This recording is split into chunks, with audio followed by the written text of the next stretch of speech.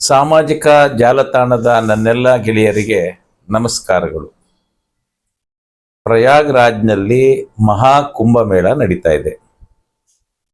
ಪ್ರತಿ 12 ವರ್ಷಕ್ಕೆ ತ್ರಿವೇಣಿ ಸಂಗಮದಲ್ಲಿ ಪ್ರಯಾಗ್ರಾಜ್ನಲ್ಲಿ ಗಂಗಾ ಯಮುನಾ ಸರಸ್ವತಿ ನದಿಯ ಸಂಗಮದಲ್ಲಿ ಕುಂಭಮೇಳ ನಡೀತದೆ. ಈ 12 ವರ್ಷದಲ್ಲಿ ಒಮ್ಮೆ ನಡೆಯುವಂಥ ಕುಂಭಮೇಳದ 12 ಕುಂಭಮೇಳಗಳು ಆದಾಗ ನಡೆಯುವಂಥದ್ದು 144 ವರ್ಷಗಳ ಮಹಾ ಕುಂಭಮೇಳ.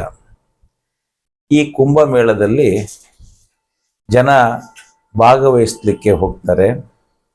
ಅಲ್ಲಿ ದೇವಸ್ಥಾನ ಇಲ್ಲ, ಪೂಜೆ ಇಲ್ಲ, ಯಾವುದೇ ರೀತಿಯ ವಸ್ತ್ರ ಸಂಹಿತೆ ಇಲ್ಲ, ರಾಜಕೀಯ ಇಲ್ಲ, ಪಕ್ಷ ಇಲ್ಲ, ಪಾರ್ಟಿ ಇಲ್ಲ, ಜಾತಿ ಇಲ್ಲ.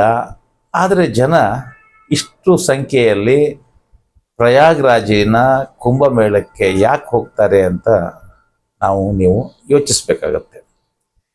ಪ್ರತಿ ಧರ್ಮದಲ್ಲೂ ಪವಿತ್ರ ಜಲ, ಪವಿತ್ರ ಸ್ನಾನ ಅನ್ನುವಂಥದ್ದು ಇದೆ. ಇವತ್ತು ಮುಸ್ಲಿಂ ಧರ್ಮದಲ್ಲಿ ಅಬೇ ಜಮ್ಜಮ್ ನೀರನ್ನು ಪವಿತ್ರವಾದ ತೀರ್ಥವಾಗಿ ಇಡೀ ವಿಶ್ವದಾದ್ಯಂತ ಮುಸ್ಲಿಂ ಸಮಾಜದವರು ಅದನ್ನು ಪವಿತ್ರ ಜಲ ಅಂತ ಬಳಸ್ತಾರೆ. ಇನ್ನು ಕ್ರಿಶ್ಚಿಯನ್ರಲ್ಲಿ ಕೂಡ ಹೋಲಿ ಡಿಪ್ ಇದೆ. ಕಾನ್ಸ್ಟಂಟಿನೋಪಲ್ನಲ್ಲಿ ಆ ನೀರಿನ ಬುಗ್ಗೆಯ ತೀರ್ಥವನ್ನು ಇಡೀ ಕ್ರಿಶ್ಚಿಯನ್ ಸಮಾಜ ಪವಿತ್ರ ತೀರ್ಥ ಅಂತ ಬಳಸ್ತದೆ. ಅದೇ ರೀತಿ ಹಿಂದೂ ಧರ್ಮದಲ್ಲಿ ಗಂಗಾ ನದಿಯನ್ನು ಅತ್ಯಂತ ಪೂಜನೀಯ ನದಿ, ಪೂಜ್ಯ ಜಲ ಅಂತ ಕೂಡ ಅದನ್ನು ಪೂಜಿಸ್ತಾರೆ. ಆದರೆ 40 ಕೋಟಿ ಜನ, 50 ಕೋಟಿ ಜನ ಗಂಗಾ ನದಿನಲ್ಲಿ ಸ್ನಾನ ಮಾಡ್ತಾರೆ, ಹೋಲಿ ಡಿಪ್ ತಗೊತಾರೆ ಅಂತೇಳಿದರೆ ಅದು ಕುಲಷಿತ ಆಗಿದೆ. ಈ ರೀತಿಯ ಮಾತುಗಳನ್ನು ನಾವು ಸಾಮಾಜಿಕ ಜಾಲತಾಣದಲ್ಲಿ ನೋಡ್ತಾ ಇದ್ದೀವಿ. ಆದರೆ ಹಾಗಾಗಿಲ್ಲ, ನೀರು ಸ್ವಚ್ಛ ಇದೆ, ಅದು ಎಲ್ಲ ರೀತಿಯ ಸಾಮಾಜಿಕ ಜಾಲತಾಣದಲ್ಲಿ ಸುಳ್ಳು ಸುದ್ದಿನ ಹಬ್ಬಿಸ್ತಾರೆ ಅಂತಲೂ ಕೂಡ ಹೇಳ್ತಾರೆ. ಮೊನ್ನೆ ನನ್ನ ಮಿತ್ರರು, ಶಿವಮೊಗ್ಗದ ಖ್ಯಾತ ಆಡಿಟರ್, ಅವರ ಮಿತ್ರರೆಲ್ಲ ಸೇರಿ ನಾಗ್ಪುರಕ್ಕೆ ವಿಮಾನದಲ್ಲಿ ಹೋಗಿ ಅಲ್ಲಿಂದ ಟ್ಯಾಕ್ಸಿ ತೊಗೊಂಡು ಹೋದರು. ಯಾಕಂದರೆ ಬಡ್ಜೆಟ್ ಕಡಿಮೆ ಮಾಡಲಿಕ್ಕೋಸ್ಕರ. ಇಲ್ಲ, ನೇರವಾಗಿ ವಿಮಾನದಲ್ಲಿ ಹೋಗಲಿಕ್ಕೆ ಭಾಳ ದುಬಾರಿ ಟಿಕೆಟ್ಗಳಾಗಿದೆ ಈಗ.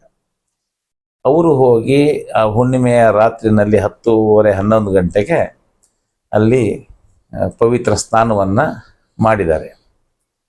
ಆವಾಗ ಅವರ ಕನ್ನಡಕ ತೇಲ್ ಹೋಗ್ಬಿಟ್ಟಿದೆ. ಇದನ್ನು ಯಾಕೆ ಇಲ್ಲಿ ಹೇಳ್ತೀನಿ ಅಂತೇಳಿದರೆ, ಗಂಗಾ ನದಿಯ ನೀರಿನ ಫ್ಲೋ ರೇಟ್ ಅದು ಸುಮಾರು 12,000 ಕ್ಯೂಬಿಕ್ ಮೀಟರ್ ಪರ್ ಸೆಕೆಂಡ್ನಲ್ಲಿ ಹರಿತಾ ಇರುತ್ತದೆ. ಅದು ಹರಿದ್ವಾರ್ ಮತ್ತು ಅಲಹಾಬಾದ್ನಲ್ಲಿ ಡಿಸೆಂಬರಿಂದ ಮೇ ತಿಂಗಳಲ್ಲಿ ಕನಿಷ್ಠ ಅಂದರೆ 1400 ಮೀಟರ್ ಪರ್ ಸೆಕೆಂಡ್ ಅಥವಾ 1600 ಮೀಟರ್ಸ್ ಪರ್ ಸೆಕೆಂಡ್ನಲ್ಲಿ ಹರಿತಾ ಇರುತ್ತೆ. ಅದೇ ನಮ್ಮ ಕಾವೇರಿ ನದಿ ಮಳೆಗಾಲದಲ್ಲಿ ಅದರ ಫ್ಲೋ ರೇಟ್ ಎಷ್ಟಿರುತ್ತೆ ಅಂದರೆ 677 ಕ್ಯೂಬಿಕ್ ಮೀಟರ್ ಪರ್ ಸೆಕೆಂಡ್ ಮಾತ್ರ ಇರುತ್ತೆ.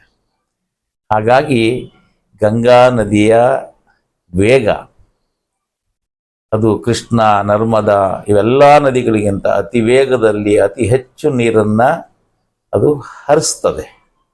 ಹಾಗಾಗಿ ಅಲ್ಲಿ ಗಂಗಾ ನದಿ ಹೆಚ್ಚು ಕುಲಷಿತ ಆಗಿದೆ ಅನ್ನೋದನ್ನು ನಾವು ಯೋಚಿಸುವಂಥದ್ದಕ್ಕಿಂತ ಅಲ್ಲಿ ಒಂದು ಪವಿತ್ರವಾದಂಥ ಸ್ನಾನ ಮಾಡಿದರೆ ನಮ್ಮ ಪಾಪಗಳು ನಾಶ ಆಗುತ್ತೆ, ಪುಣ್ಯ ಪ್ರಾಪ್ತಿ ಆಗುತ್ತೆ, ಈ ರೀತಿಯ ಜ್ಞಾನ ಪ್ರಾಪ್ತಿ ಆಗುತ್ತೆ. ಈ ರೀತಿಯ ಒಂದು ಧರ್ಮದ ನಂಬಿಕೆ ಅಲ್ಲಿರೋದ್ರಿಂದ ಪ್ರತಿಯೊಬ್ಬ ಧಾರ್ಮಿಕ ನಂಬಿಕೆ ಇರುವಂಥವನು ಗಂಗಾ ನದಿನಲ್ಲಿ ಸ್ನಾನ ಮಾಡಲಿಕ್ಕೆ ಹೆಚ್ಚು ಇಷ್ಟಪಡ್ತಾನೆ.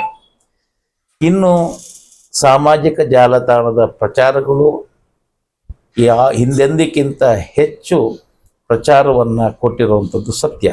ಇದರಿಂದ ಅಲ್ಲಿಗೆ ಹೋಗುವವರ ಸಂಖ್ಯೆ ದಕ್ಷಿಣ ಭಾರತೀಯರಲ್ಲಿ ಜಾಸ್ತಿ ಆಗಿದೆ. ದಕ್ಷಿಣ ಭಾರತದಿಂದ ಈ ಪ್ರಮಾಣದಲ್ಲಿ ಕುಂಭಮೇಳಕ್ಕೆ ಹೋಗ್ತಾ ಇರೋವಂಥದ್ದು ಇದೇ ಮೊದಲು ಅಂತ ಅನಿಸ್ತಾ ಇದೆ. ಪ್ರತಿಯೊಬ್ಬರಿಗೂ ಅವಸರ ಇದೆ. ಆದಷ್ಟು ಬೇಗ ನಾನು ಹೋಗಬೇಕು, ನಾನಲ್ಲಿ ಗಂಗಾ ನದಿ ಸಂಗಮ, ಗಂಗಾ ಯಮುನಾ ಸರಸ್ವತಿ ಸಂಗಮದಲ್ಲಿ ನಾನು ಕುಂಭಮೇಳದ ಈ ಮಹಾಕುಂಭಮೇಳ ಸ್ನಾನ ಮಾಡಬೇಕು, ನನ್ನ ಪಾಪಗಳು ಪರಿಹಾರ ಆಗಬೇಕು, ಪುಣ್ಯ ಲಭಿಸಬೇಕು ಅನ್ನೋಂಥ ಸುಪ್ತ ಮನಸ್ಸಿನಿಂದ ಎಲ್ಲರೂ ತಡಬಡಾಯಿಸಿ ಓಡೋಗ್ತಾ ಇದ್ದಾರೆ. ಅದು ಸತ್ಯ.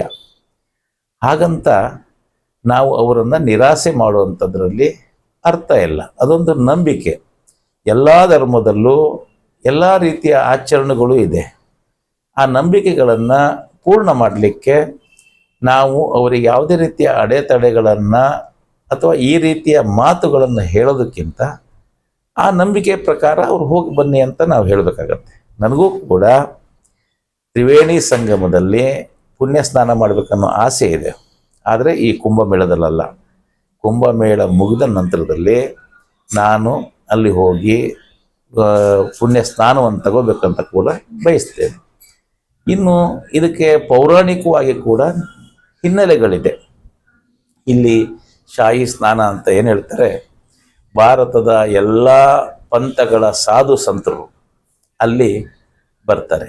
ಅವರು ಇವತ್ತು ಸೌರಮಂಡಲದ ಚಲನೆಗಳ ಆಧಾರದ ಮೇಲೆ, ಹಿಂದೂ ಪಂಚಾಂಗದ ಗ್ರಹಗಳ ಚಲನೆಯ ಆಧಾರದ ಮೇಲೆ ಆ ದಿನಾಂಕವನ್ನು ನಿಗದಿ ಮಾಡಿಕೊಂಡು ಅವರ ಅಖಾಡಗಳು ತೀರ್ಮಾನ ಮಾಡಿದ ದಿನ ನಡೆಯುವಂಥ ಈ ಕುಂಭಮೇಳ, ಮಹಾಕುಂಭಮೇಳ, ಅರ್ಧ ಕುಂಭಮೇಳಗಳಲ್ಲಿ ಅವರು ತಪ್ಪದೆ ಭಾಗವಹಿಸ್ತಾರೆ.